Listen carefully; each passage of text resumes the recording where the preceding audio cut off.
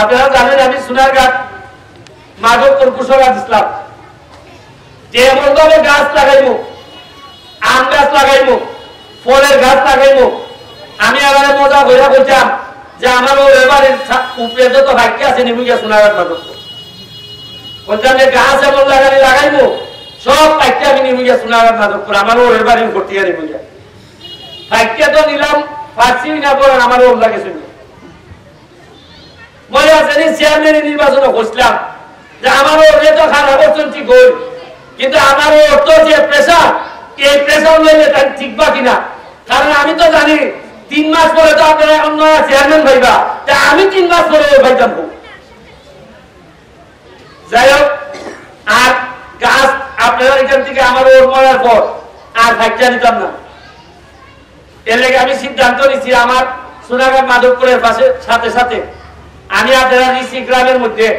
এই রাজশাহীর থেকে যে আমি আমের গাছ যেটা 250 টাকা গোটা বেছে এটা 1 বছরের মধ্যে আম ধরে আমি আমার শ্বশুরের সম্মানে 5000 আমের গাছ আগামী সপ্তাহে ঋষি দুব্বা আপনারা বন্টন করিয়া আগামী 10 বছর যেন এই আমের মধ্যে যে আমার শ্বশুর আরো কিছুটা পাচ্ছে তখন আপনারা হৃদয়ে এই চেষ্টাটা আমি আপনার কাছে করব। আমার শ্বশুরের লেগে দোয়া করবা। আমি ধন্যবাদ জানাইতেছি আমার চাচা শ্বশুর এখানে প্রধান অতিথি, আমার আরেকজন চাচা শ্বশুর আমার মুতাসির চাচা, এখানে যারা গার্জিয়ানরা আছেন, আমার চাচি এখানে আছেন,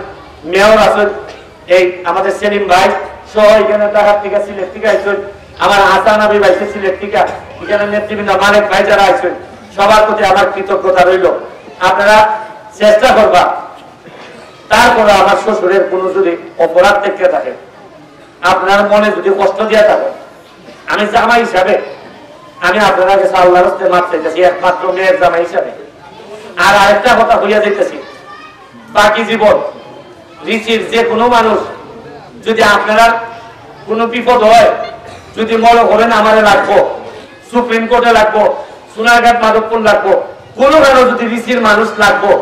আমারে হইল আমি আমার শ্বশুরের চিন্তা বা মাথায় তার স্মরণে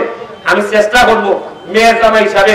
যে কোনো সময় যে কোনো দিন ঋষির মানুষের পাশে দাঁড়ানোর এই শপথ আমি নিতেছি নিয়ে আজকের মতো বিদায় নিতেছি। আসসালামু আলাইকুম।